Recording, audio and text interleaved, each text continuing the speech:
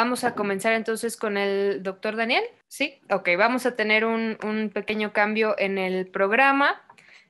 Vamos a comenzar con la plática de estigma y trastorno por déficit de atención. Quiero presentarles al doctor Daniel Díaz Domínguez. Él es médico psiquiatra egresado del Hospital Psiquiátrico Fray Bernardino Álvarez. Es psiquiatra de niños y adolescentes por el Hospital Psiquiátrico Infantil Dr. Juan N. Navarro.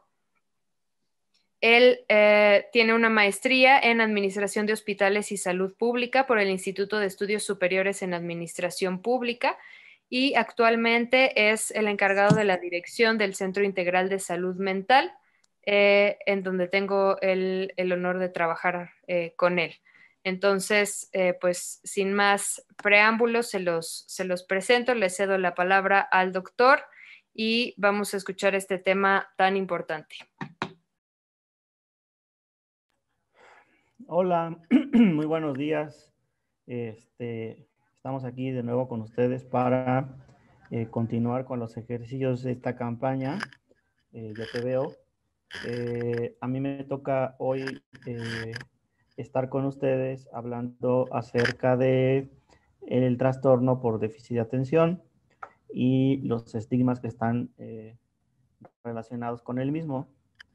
Tengo una presentación, más que hacer esto como un ejercicio académico, mi intención es platicarles un poco de la experiencia que he tenido en el manejo de este tipo de casos, de este tipo de pacientes, tanto adultos como niños, y cuáles son las principales circunstancias que se van presentando a partir de hacer este diagnóstico y lo que se va enfrentando como papá y como acompañante, como pareja, como ser humano que está junto a este tipo de personas. Entonces, no sé si Pili, me podrías dar acceso al compartir pantalla para empezar a guiarme. Tú me dices y mientras... Listo, ya está habilitado. Perfecto. Perfecto. Muy bien. Bueno, el trastorno por déficit de atención es algo que en ocasiones escuchamos de manera más frecuente de lo que realmente es. ¿A qué me refiero? A que de repente, justamente por esto de poner etiquetas, tanto padres como a veces incluso algunos maestros, en cuanto ven que un niño es inquieto, que el niño tiene un poco de actividad mayor al resto de sus compañeros, pues se suele decir, ¿no? ¿Sabes qué? Pues tiene el TDA, hay que llevar al doctor y hay que darle medicamento para tratarlo. Es importante decir de entrada que no siempre es así, ¿eh? O sea, hay muchas razones, hay muchos factores por las que un niño puede tener un incremento en su actividad motora. Y vamos a platicar ahorita acerca de algunos de ellos. Entonces, yo creo que lo primero que debemos hacer respecto a este tema es, antes de establecer un posible diagnóstico, un comentario, una etiqueta, ¿no? Porque luego quitarles esa etiqueta es complicadísimo. Primero, bueno, si somos papás, si somos maestros, si somos profesionales de la salud, que a lo mejor no estamos muy inmiscuidos en este tema, pues lo primero es informarnos, ¿no? Justamente, que yo creo que es la base de esta campaña, ¿no? La información, lo que se puede transmitir y lo que vamos a hacer para evitar justamente caer en estos patrones o en estos esquemas, ¿no? De etiquetar a las personas. Entonces, cuando nosotros empezamos a informarnos, vamos a poder discriminar cuando se trata de un posible caso, y que eso lo vamos a dejar al experto, al especialista, para que nos ayude a saber si eso no es y reciba el tratamiento adecuado, o se trata de una circunstancia completamente diferente. Por eso es importante que veamos los criterios respecto a la definición de este trastorno y los vayamos desglosando, porque igual uno puede leer los criterios y decir, no, pues mi hijo tiene déficit de atención, ¿no? Porque es inquieto, se mueve, no pone atención. Pero bueno, no es tan simple de hacer esta evaluación. Por eso se requiere de la información y la evaluación de un especialista. Podemos empezar diciendo que efectivamente el trastorno se caracteriza por una atención lábil y dispersa. ¿Qué quiere decir esto? Que bueno, con frecuencia se distrae. Los papás comúnmente refieren, oiga, doctor, es que mi hijo está en la clase o está haciendo algo que yo le pido y de repente pasa la mosca y se distrae, ¿no?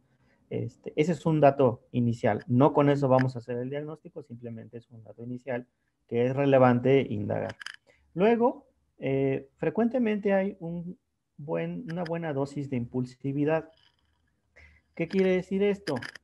La impulsividad la podemos ver de repente en las acciones, como son cuando uno le pide guardar su lugar, guardar su turno en los juegos, hacer una fila.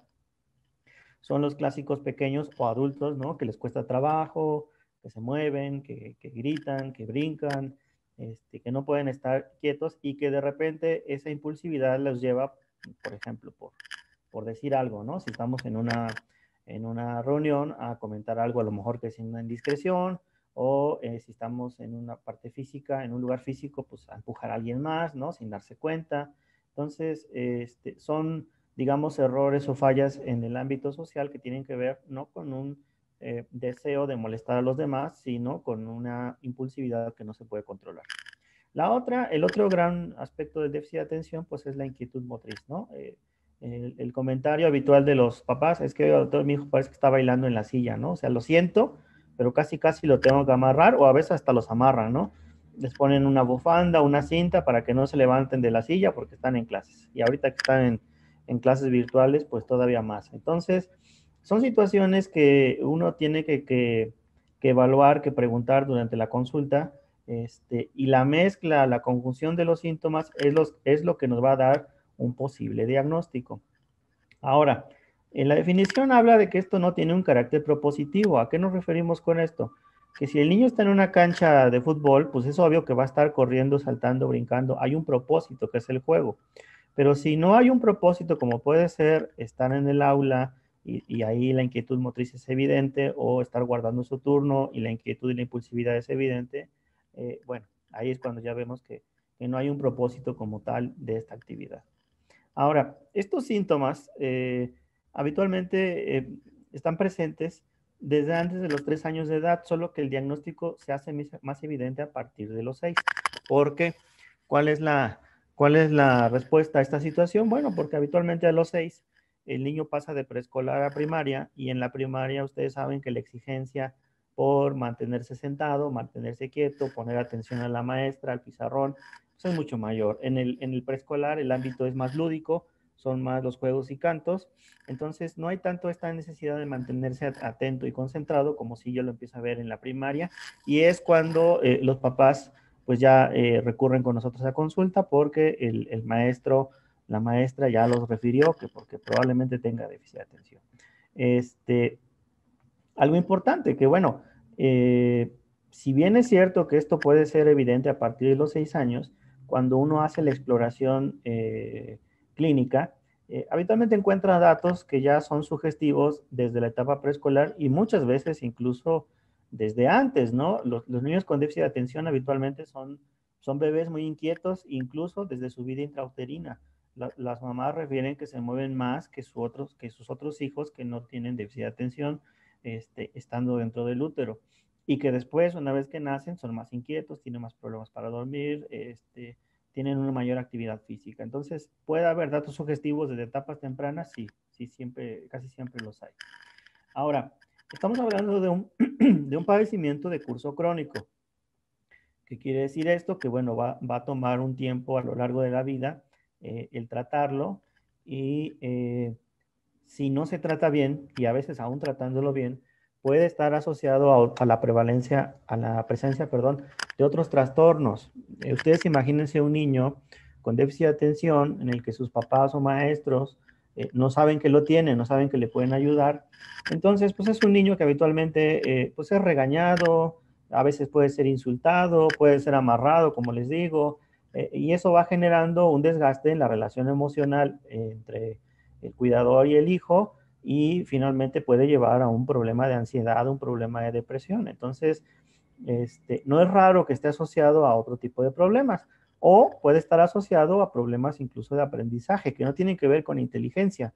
La inteligencia está intacta. El problema es que justamente como tiene un problema en su desarrollo motriz, es muy inquieto, es muy inatento, pues va a tener problemas para adquirir el conocimiento. Entonces, no es raro que esté mezclado con otro tipo de trastornos.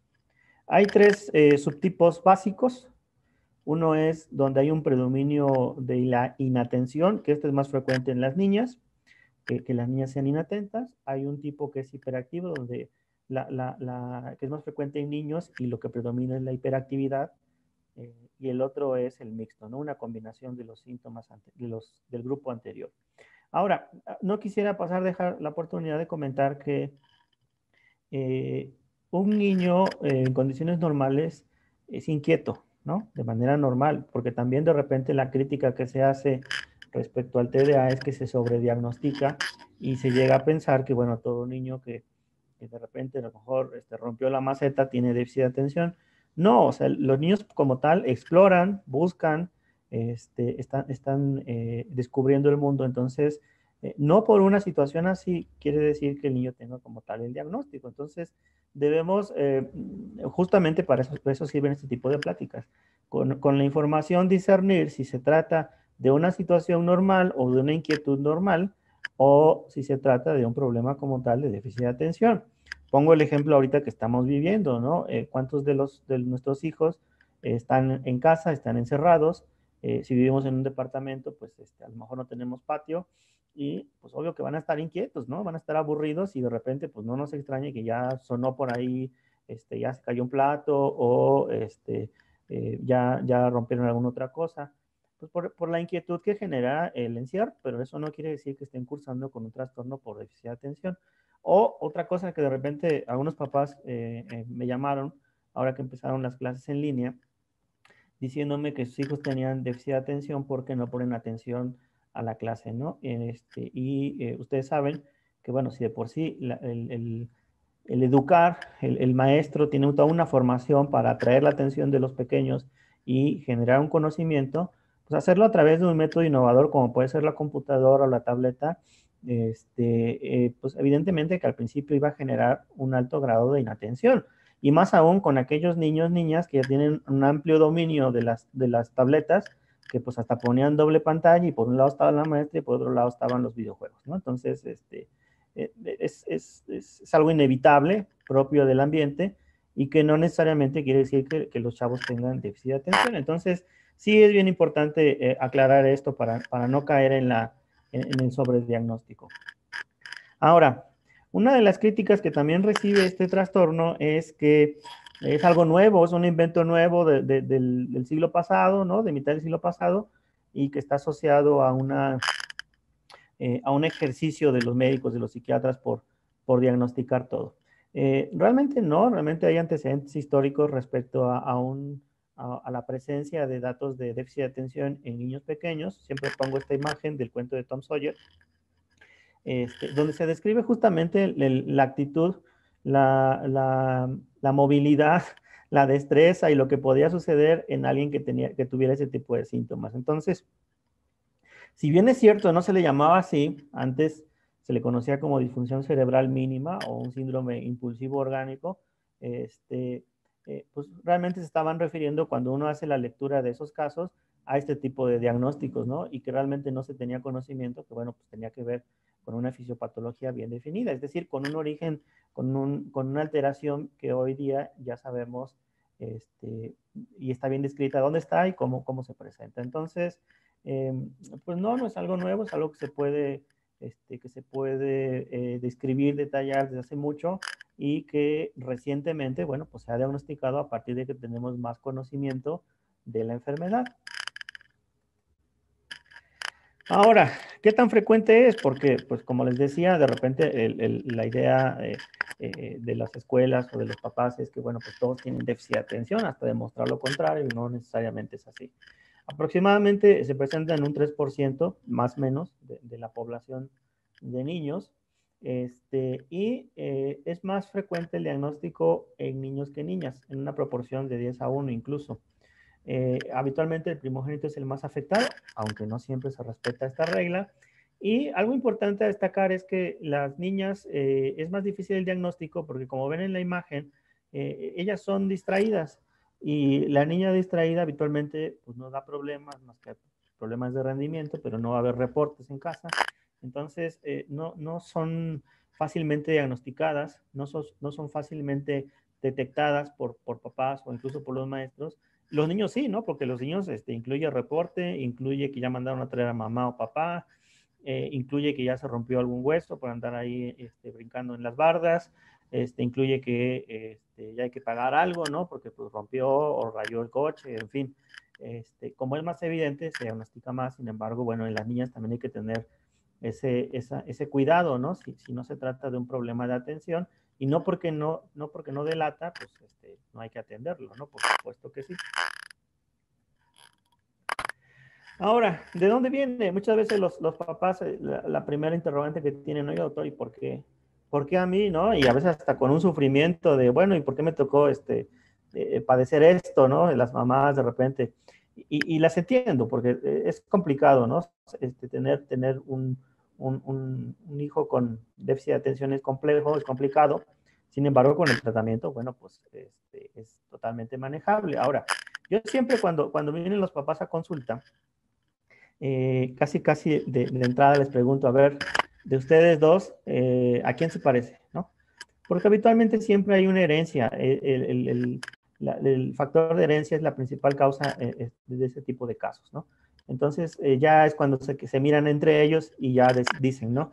¿Es mamá o es papá? Y cuando uno empieza a explorar acerca de esto en los antecedentes familiares, pues resulta que mamá o papá pues también tenían reportes, a lo mejor no en el mismo grado o con la misma gravedad que el hijo, eso sí puede ser cierto, pero ya cuando uno indaga con ellos, pues empiezan a platicar y dicen que pues, efectivamente pues, esto no es nuevo, ¿no? Y a veces surge que también tíos, también primos, algún otro hermano, también tienen los síntomas. Entonces, no es raro cuando uno llega a la consulta, un chico con estos síntomas, que haya algún miembro afectado en la familia.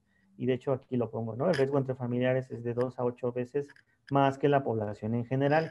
Hay algunas situaciones o factores que se relacionan o se asocian a la presencia del diagnóstico, como son problemas durante el embarazo. Habitualmente lo que más se describe es tabaquismo, ¿no? O hipoxia, que es disminución de la oxigenación en el bebé, traumatismos, infecciones o incluso algunos problemas después del nacimiento.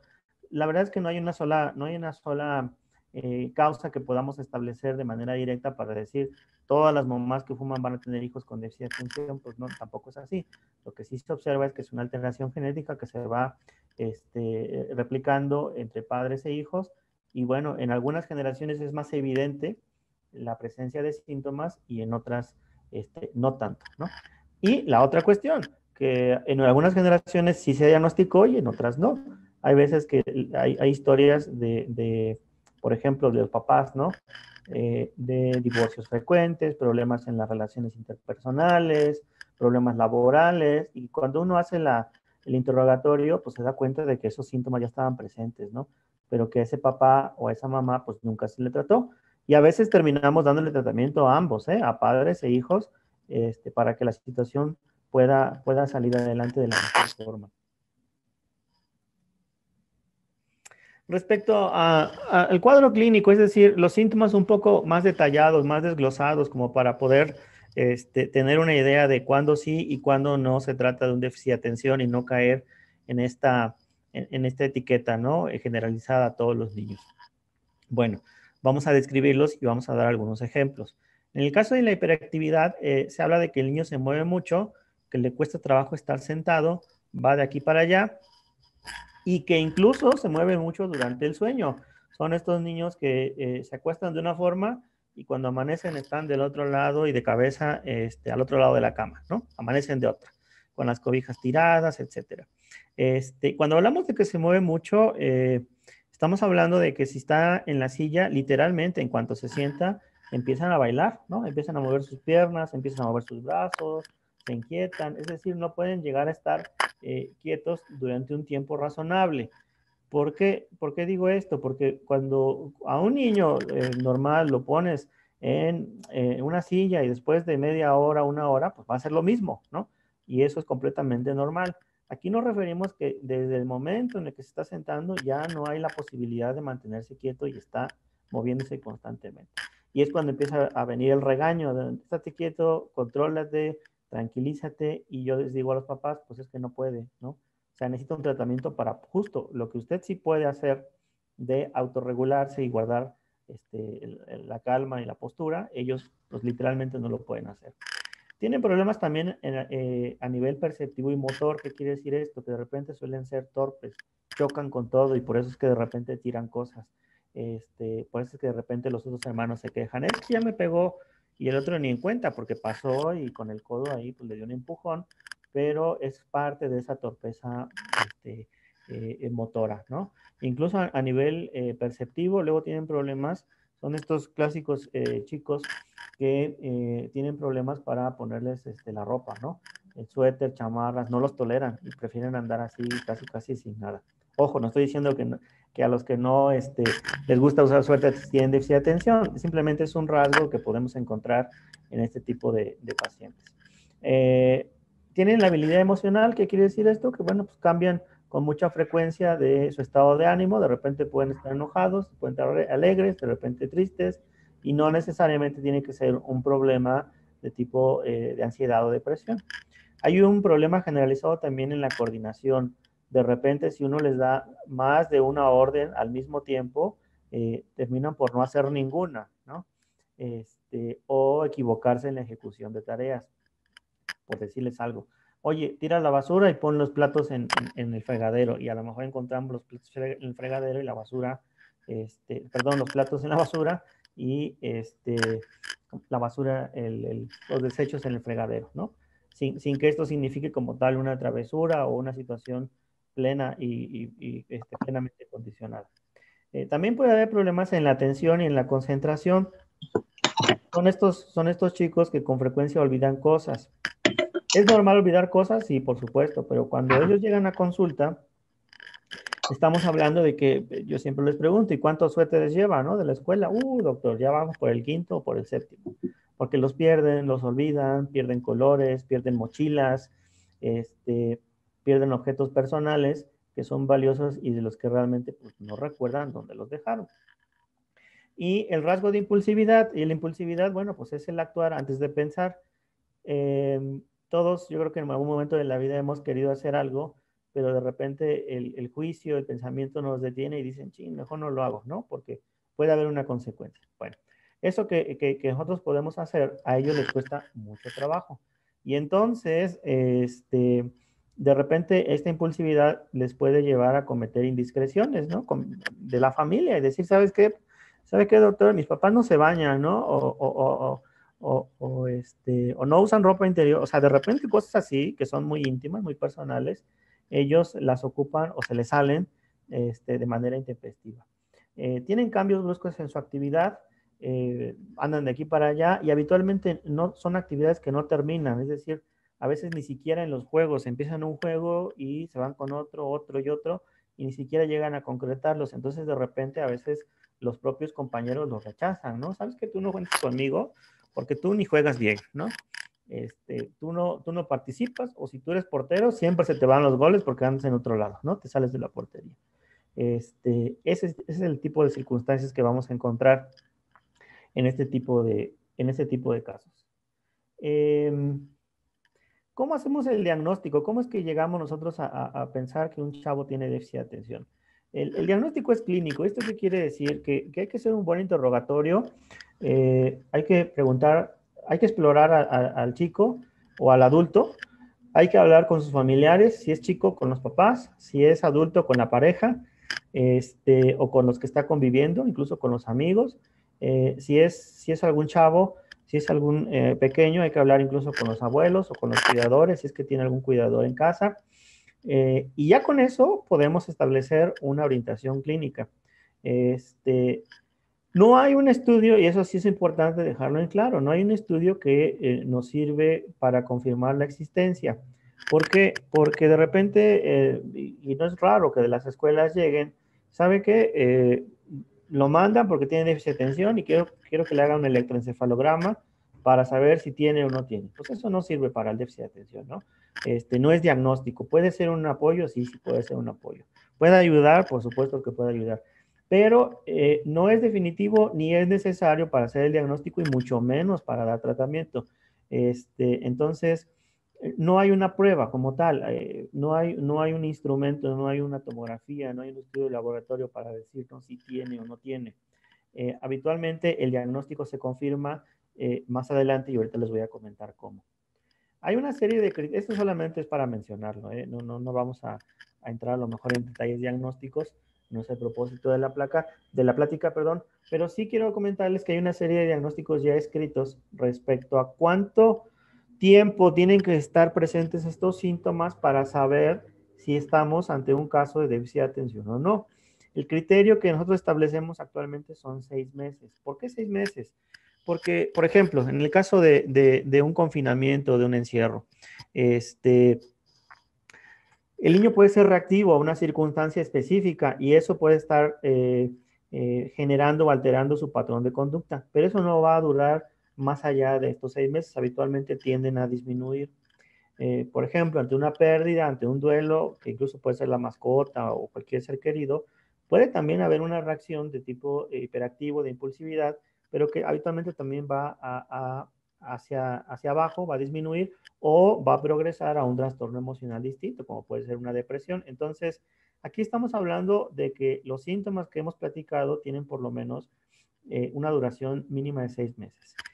La verdad es que cuando el paciente llega a consulta, tiene más de 6 meses, ¿no? Tiene más de 6 meses, habitualmente un año o dos, cuando uno indaga en los síntomas. Y lo que sucede es que lo que sí tiene poco tiempo es que tanto el maestro como alguien más se dio cuenta y ya lo canalizó con nosotros. Ahora, estos síntomas, es importante también aclarar, que van a generar una cuestión desadaptativa, es decir, no están asociados o no están fundamentados en una reacción específica a algo, como yo les decía, como puede ser el duelo. La disfunción que van a generar va a ser muy amplia. Eh, y a partir de esa disfunción es que uno puede establecer el diagnóstico. Ahorita les explico un poco más. Los síntomas, bueno, pues si los dividimos en criterios, están los síntomas de inatención. ¿Esto qué quiere decir? Que, bueno, no presta atención a detalles o comete errores. Fíjense que esto es muy común de repente al momento de hacer tareas. Son estos chicos que saben mucho, pero que el momento que les ponen un examen, ¡pum!, se desploman, sacan 6, sacan 7. Pero cuando la maestra les hace el examen oral, verbal, resulta que sacan 10 porque sí tienen el conocimiento, solo que tienen una falla al momento de ejecutar la tarea. Es decir, al momento de enfrentarse al examen, se distraen y si de repente era de llenar bolitas, ABC, con una que se desfacen, pues ya todas las respuestas están mal. Entonces, ojo con eso. En ese tipo de casos, lo que uno recomienda con los maestros es modifique la forma de evaluación, evalúelo de una forma verbal. Luego los maestros dicen, no, es que eso es más complicado. Pues sí, pero en este caso va a favorecer al chico, ¿no? Incluso le va a ayudar a que tenga un mejor rendimiento. Tiene dificultades para mantener atención en tareas y a menudo parece no escuchar cuando se le habla directamente. Cuando los niños son muy pequeños, a veces hasta se puede llegar a confundir con problemas de autismo o se puede llegar a confundir con problemas en la audición. Y a veces hay que indagar si no tiene efectivamente un problema en su audición. Si no es así, bueno, pues probablemente resulte en una situación de déficit de atención donde uno le habla y le dice, oye, Juanito, Juanito, Juanito, y hasta que le grita, es que voltea. Luego los papás piensan que es una cuestión voluntaria, ¿no? Donde no les quieren hacer caso, cuando realmente el niño pues, no tenía la conciencia de que le estaban hablando, ¿no? De que le estaban llamando por su nombre. Y lo mismo sucede, obviamente, en la escuela. Siguiendo con esta parte de inatención, no sigue instrucciones, o no es que no las siga, falla, como yo les decía hace rato, ¿no? Si yo le doy 3 instrucciones en un mismo periodo de tiempo, oye, por favor, pon los platos en el fregadero, tiras la basura y después regresas a lavar los platos. Ya con esas 3 secuencias puede ser que no termine ni siquiera una, ¿no? Lo que tengo que hacer directamente es decir, primero haz esto y luego esto. Es decir, dividir o fraccionar las órdenes y supervisar su cumplimiento por cada una de ellas. ¿Tienen dificultades para organizarse? Sí. Habitualmente los papás dicen, es que su cuarto es un desastre, ¿no? Y es ahí donde uno tiene que empezar a hacer las recomendaciones. Bueno, pues si su cuarto es un desastre, tenemos que empezar a ver cuáles son las consecuencias de eso, ¿no? En ese sentido, si él no compone su cuarto, pues no tendrá derecho a televisor, a pantalla, internet. Empezar a condicionar unas cosas por otras, porque, ojo, por tratarse de una situación que no es voluntaria y que muchos papás piensan que así es, de repente se sientan con ellos las horas, ¿no? Hablar acerca de la importancia de mantener el cuarto limpio, arreglado, etcétera. Pero yo siempre en estas etapas le digo a los papás, mire, sin tratamiento es como si le entrara por aquí y le saliera por acá. No es una situación que él no sepa que está bien o mal, por supuesto que lo entiende. El problema es que su inatención es tal que sí, lo entiende, pero no lo hace, ¿no? Entonces tenemos que enseñar o modular ese cerebro a hacerlo de otra forma, a través de una consecuencia. Si no lo hice y el día de mañana me quiten el internet, pues más bien lo voy a hacer para evitar esa consecuencia. A veces a los papás eso no les gusta porque dicen, no, bueno, es que eso no está bien. Pues no es que esté bien o mal, es la forma en la que él puede desarrollarse y trabajar. A menudo evita, obviamente, les disgusta o es renuente en tareas en las que les cuesta mucho trabajo, como mantenerse sentado y aparte estar leyendo algo que no puede ser de su interés. Eh, Otros síntomas de inatención, bueno, pues pierde cosas, como yo les decía, pierden cosas, pierden suéteres, varios suéteres, este, sus colores, la estuchera, la mochila, incluso las tareas, ni se diga. Se distraen fácilmente por estímulos externos. Son estos chavos que si en la escuela están sentados junto a la ventana y alguien pasa al baño, pues con eso ya se distraen. Y es por eso que se les recomienda a los maestros pues sentarlos lejos de estos estímulos externos. Habitualmente es hasta adelante y cerca de la maestra, ¿no? Y bueno, olvida estas actividades diarias como pueden ser las tareas. Respecto a los criterios de hiperactividad e impulsividad, es lo mismo, son de una duración de 6 meses por lo menos. ¿Cómo se manifiestan? Bueno, pues un movimiento excesivo de manos y pies. Está bailando, decimos nosotros, en su asiento. A menudo abandona su asiento en la clase o en situaciones en las que se esperaría que estuviera sentado, ¿no? Como además de la clase puede ser, no sé, la iglesia, puede ser el cine, ¿no? Que eso también es bien frecuente. Corre y salta excesivamente en situaciones que es inapropiado hacerlo. O son de estos adultos, no sé si a ustedes les ha tocado que de repente están en el cine y ven que el de enfrente o el de atrás nomás está mueve y mueve y mueve. O sea, no se levanta como un niño pequeño, pero tiene una sensación interna de inquietud que es casi angustiante, ¿no? Para el que va acompañado y para los que estamos junto de él. Entonces, es así como de, bueno, ya cálmate, ¿no? Pues, ¿qué te está pasando? No, nada, estoy bien. Pero vamos, está mueve, mueve, mueve. Es justamente esa sensación subjetiva que es imposible de controlar en ese momento. Otras de los síntomas, bueno, las dificultades para jugar, son estos niños que les decía que sí, tienen mucha actividad, pero que de repente los vemos jugando solos porque los compañeros los rechazan, ¿no? Porque no juegan bien o no participan adecuadamente de esta actividad lúdica. El papá, la mamá refieren que es como si tuviera un motor. Oiga, doctor, es que como si tuviera un motor por dentro y no se le acaba la pila, ¿no? Ni durmiendo, porque se mueve y se mueve y se mueve. Y a menudo hablan mucho, hablan en exceso, ¿no? De repente en situaciones en las que deberían estar callados o no participar, mezclado con esta parte de la impulsividad, pum, suelen hablar y de repente cometer errores o fallas sociales. Hablando de la impulsividad, bueno, pues da estas respuestas precipitadas, incluso antes de que terminen de hacerse la pregunta. Son niños que interrumpen conversaciones, que les cuesta trabajo guardar su turno y que se meten en cosas que no les corresponden y habitualmente se meten en conversaciones de adultos, están al pendiente, quieren participar. A veces los papás confunden esto con un interés o con madurez más bien, y no necesariamente es así, ¿no? El que un niño se meta en una conversación de adultos no solamente no es sano, sino que el adulto debe interrumpir en ese momento la conversación y decirle, ¿sabes qué? Esto es de adultos, tú por favor no puedes participar. Ahora, de los síntomas hay algunas consideraciones que hay que tener. Habitualmente, como les decía al principio, pues estos empiezan en una etapa temprana, antes de los 12 años de edad. Este, las alteraciones, ojo con eso, están presentes en dos o más ambientes de la vida cotidiana.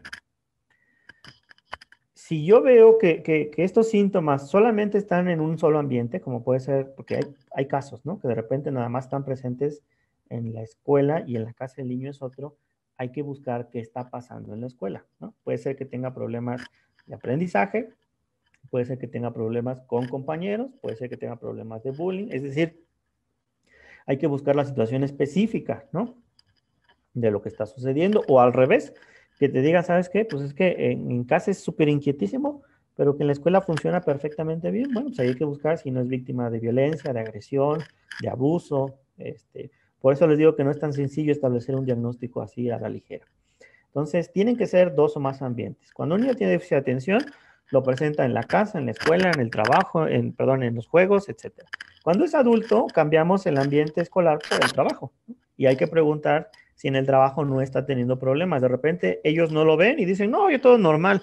Pero cuando uno empieza a indagar, se da cuenta de que pues sí hay broncas. Y en la pareja, cuando son adultos, ¿no? Que la pareja es importante citarla, que vaya, y habitualmente, hablando con la pareja, uno hace el diagnóstico. En el chat de YouTube me preguntan que si el diagnóstico se hace en la vida adulta también requiere tratamiento. Sí, sí, la respuesta es sí. Y la respuesta es sencilla, teniendo en cuenta que ante ese nivel de disfunción no va a haber solución, digamos que echándole ganas o haciendo cosas distintas, haciendo ejercicio, etcétera. Aquí no, aquí sí requiere de un tratamiento porque eso es lo que le va a permitir funcionar mejor.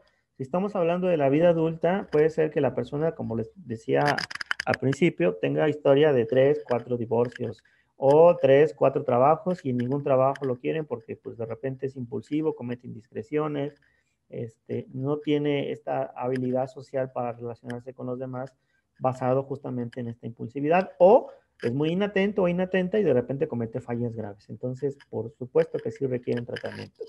Ahora, cuando hablamos de cronicidad, hay varios caminos. No quiere decir que va a tomar medicamento toda la vida.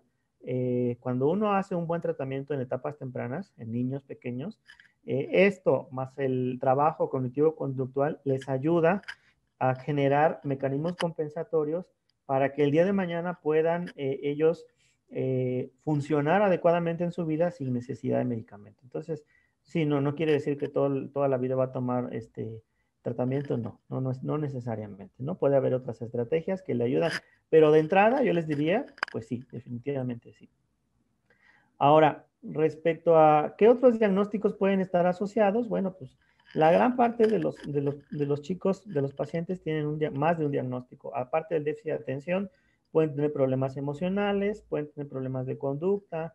Este trastorno negativista desafiante es muy común en la adolescencia cuando los papás podemos ser hostiles, ¿no? Y queremos educar a través de la hostilidad, de la agresión, de la violencia, del insulto verbal, y entonces generamos en los chavos una respuesta negativista, ¿no? Desafiante. Otra puede ser la conducta disocial, ¿no? Que empieza a ver mentiras, que empieza a ver de las mentiras leves a las mentiras más graves, como para tratar de disimular el síntoma. Puede haber problemas motores, esto que les decía de la torpeza que puede generarse a partir de este diagnóstico. Y algo bien importante, el consumo de sustancias. Yo siempre les comento también a los padres, miren, si yo tengo algo que no sé qué es, cómo llamarlo, y de repente veo que consumiendo una sustancia disminuye o mejora o me siento menos mal, pues lo voy a seguir haciendo, ¿no? ¿Qué pasa con los chavos con déficit de atención? Que de repente cuando llegan o tienen acceso a este consumo de sustancias, es la única forma en la que ellos pueden medio sentirse tranquilos, relajados, y eso pues va a perpetuar el consumo. Entonces, por eso es importante hacer este tipo de diagnósticos, tratarlos adecuadamente para que el día de mañana sea una cuestión en la que podamos prevenir el abuso de sustancias psicoactivas, de drogas, pues. Entonces, un niño bien tratado, un niño bien diagnosticado, un niño bien llevado, vamos a evitar que caiga en esta en esta conducta y sobre todo que caigan en esta dependencia al uso de drogas, ¿no? Que en teoría me van a sentir bien, pero pues que son perjudiciales, que van a ser dañinas para el cuerpo. Tratamiento. Una de las cosas que es más estigmatizante del déficit de atención es el tratamiento y les explico por qué. Justamente como hubo de repente un boom en el diagnóstico, en algunos casos se llegó a sobrediagnosticar, es decir, que a cualquier persona que tuviera algún mínimo dato de hiperactividad, pues pum, le dábamos tratamiento con metilfenidato, que es un estimulante, y lo que va a hacer es mejorar la calidad de vida al disminuir los síntomas. Cuando yo les hablaba acerca del diagnóstico, yo les podría decir que cuando un niño tiene déficit de atención, ya está bien diagnosticado, le damos tratamiento, yo siempre le digo a los papás, es un tratamiento casi mágico en el sentido de que la remisión de síntomas, si no es inmediata, pues sí va a ser en los primeros días. Y es muy evidente la mejoría. Cuando no es déficit de atención, así le demos cantidades industriales de metilfenidato, no va a haber respuesta porque no es el diagnóstico. Desafortunadamente, muchos chavos con problemas de discapacidad intelectual son diagnosticados erróneamente con déficit de atención. Ya sea por un prejuicio del personal que lo está viendo, que dice, pues no sean discapacidad, no, mejor que tenga déficit de atención. Ya sea por desconocimiento, porque lo ven inquieto y no aprende, tiene déficit de atención, cuando realmente es un problema de inteligencia.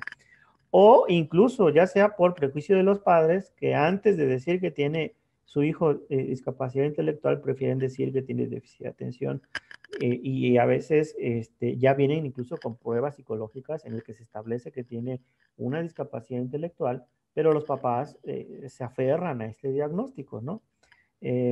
Como si tener discapacidad intelectual pues fuera una cuestión también mala o menos mala, no lo sé, ¿no? O más mala. En este caso, yo lo que les diría que el tratamiento cuando está bien indicado, cuando está bien prescrito, la mejoría, como les platicaba, es casi inmediata. Mejoran muchísimo, mejoran en los primeros días.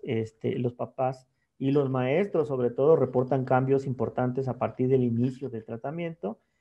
Entonces, yo lo que les podría decir es que el metilfenidato no es para todos, no, o sea, es para aquellos que tienen el diagnóstico como tal bien establecido y no es como las azucaritas, ¿no? De repartirlo a ver a quién le funciona y a quién no. Tiene que estar precedido de una buena evaluación, de una buena semiología para poder intervenir. Ahora, como platicaba yo aquí con el compañero del chat de YouTube, pues no todo es medicamento, también puede haber intervenciones cognitivo-conductuales que nos van a ayudar, que nos van a apoyar a que el chavo y la familia puedan establecer estrategias para mejorar su conducta y su comportamiento. Entonces, otra cuestión que tiene estigmatizado el tratamiento del déficit de atención es que el metilfenidato es un estimulante. Y como estimulante, de repente, algunas personas dicen, no, pues es que le están dando drogas a mis hijos y yo no quiero hacerlo adicto a un tratamiento. Y entonces yo les contesto a los papás, miren, el metilfenidato le va a ayudar, efectivamente, es un estimulante, pero no tiene un perfil adictivo. Tan es así que la primera causa de falla en el tratamiento de estos chavos es que se les olvida o lo abandonan. Es decir, no hay una sensación o una compulsión por ir a buscar mi medicamento todas las mañanas. Al contrario, ellos siguen en su vida y reconocen la mejoría, pero pues se les olvida. Y a veces se les olvida por un buen rato y hablan, oh, doctor, otra vez me siento mal y tengo esto, esto y esto. Pues regresa con el tratamiento, esa es la solución, ¿no? Entonces, no tiene un perfil adictivo, no tiene un perfil que vaya a generar un efecto grave de dependencia a largo plazo. En los únicos dos que están bien establecidos y bien reconocidos y que no están presentes en todos los niños son que disminuye el apetito, por eso es que se recomienda darlo antes de los alimentos, y cuando se da en niños pequeños hay que estar vigilando talla, porque ha habido reportes de no disminución, sino que se mantiene la talla, no va subiendo de acuerdo a lo esperado, pero es algo que se corrige en la medida que uno suspende el medicamento y el niño pues alcanza nuevamente su talla esperada. Entonces, fuera de esos dos, no tiene mayor contraindicación. y esos dos no están presentes en todos los casos. Entonces, simplemente es una cuestión de ir vigilando la evolución de los chavos. Pero vamos, aquí el asunto es no tenerle miedo al tratamiento, de establecer que no se trata de una droga adictiva, pero también decir que no es para todos, ¿no? No es algo que tengamos que estar recetando así como si fueran dulces. Esto que les platicaba, bueno, el medicamento más usado es el metilfenidato. Sin embargo, hoy día hay otro tipo de tratamientos que también pueden ayudar. La atomoxetina es uno y la dislexanfetamina es otro, que cuando el papá luego ve que dice anfetamina, oye, doctor, le está dando anfetaminas a mi hijo, lo va a volver adicto. Es una variante química, pero no es la anfetamina que se vende en la calle, ¿no? Que tiene efectos estimulantes por corto tiempo y que efectivamente tiene un perfil adictivo, es una droga. En este caso no es así, ¿no? Aunque hay que explicar a los papás, aunque tenga un nombre parecido, no constituye una droga de uso ilegal. Y bueno, hay otra serie de medicamentos que también pueden ayudar o aportar si es que vemos que el chavo o el adulto tiene algún problema agregado. Acá lo importante es perderle miedo al tratamiento, establecer que, bueno, si me están dando algo es por que identificaron unos síntomas, pero tampoco caer en la idea de que, bueno, pues es una droga de por vida y que me voy a hacer adicto y que entonces ya no va a haber remedio y poner como si fuera una balanza entre qué me tomo, ¿no? Cocaína o metilfenidato, pues no, la cosa no va por ahí. Un poco del estigma que ha generado la medicación con el Ritalin, ¿no? Eh, hay quien lo ha asociado a que el Ritalin pues, es más fácil ser papá cuando uno da Ritalin a sus hijos. Y algo importante que hay que establecer es que si yo le doy Ritalin a un niño que no tiene déficit de atención, ¿qué va a pasar? Pues probablemente no pase nada, ¿no? Solamente le va a quitar el apetito y ya. ¿Por qué? Pues justamente porque no tiene el diagnóstico, no tiene esa disfunción a nivel cerebral que requiere el uso de este medicamento. Entonces, tampoco es algo que si lo recetemos a todos los niños van a estar más quietos y van a aprender más. No, por supuesto que no. Hay quien dice que pues, es la cocaína de los niños, ¿no? Hay quien dice que pues es para mantenerlos drogados, controlados, sometidos. Y a veces los papás, lo que sí yo les platico cuando inicio un tratamiento es, a ver, lo que sí va a pasar es que cuando reciba el tratamiento, su hijo va a estar más quieto y más tranquilo. Y a lo mejor a usted le puede sorprender ese hecho, porque va a decir, si mi hijo siempre ha sido un torbellino, ahora que esté así tranquilo, pues ese no es mi hijo, ¿no? ¿Qué está pasando? Yo les digo a los papás, más bien es al revés. O sea, la disfunción o el problema con déficit de atención ha hecho que su hijo tenga un comportamiento hiperactivo impulsivo y eso se va a corregir con el tratamiento. Entonces, espere conocer realmente cómo es su hijo y las posibilidades que tiene de éxito. No le niegue la oportunidad de estar y sentirse mejor. Ahora, lo que también les decía, también es cierto que llegó un punto donde había una sobremedicación de Ritalin, de metilfenidato. ¿Por qué? Porque se empezó a hacer este diagnóstico de manera muy ligera, ¿no? Y al hacerlo así, bueno, pues en algún momento, si nosotros vemos los criterios y vemos los síntomas, pues casi todos tendríamos déficit de atención si tomamos en cuenta el síntoma como tal en un momento puntual de nuestra vida, pero pues ya ven que no es así, es un periodo prolongado y es la mezcla de los síntomas lo que nos va a llevar a hacer este diagnóstico. Entonces, de ahí la importancia de acercarse a un profesional para recibir la orientación. Intervenciones psicosociales, las terapias, como les decía, son importantes para crear la conciencia de enfermedad y sobre todo para hacer apego al tratamiento, sobre todo en el caso de adultos, cuando uno identifica TDA en adultos, pues decirle, oye, mira, pues ya tienes problemas en casa, tienes problemas con tu pareja, tienes problemas en el trabajo, este, tómate el tratamiento, es por tu bien, ¿no? O sea, no va a venir ya ni tu mamá ni tu papá ni yo como tu médico a supervisar la toma todos los días por la mañana. Entonces, generar esta conciencia de enfermedad y aceptar que lo que se ha vivido no es culpa de los demás, sino responsabilidad mía, es un proceso psicoterapéutico importante. Ahora, en el caso de los niños, bueno, pues también les va a ayudar a identificar quiénes son, cuáles son sus posibles escenarios en los que se puede desenvolver y que no desarrollen sobre todo problemas de tipo emocional que es muy frecuente en este tipo de circunstancias. ¿Qué onda con la escuela? En este tipo de casos, como les decía también, los maestros de repente, si el niño se empieza a mover, está inquieto, toman medidas, pero cuando esto sale de control, pues vamos al psiquiatra que le hagan un electro a ver si no tiene déficit de atención.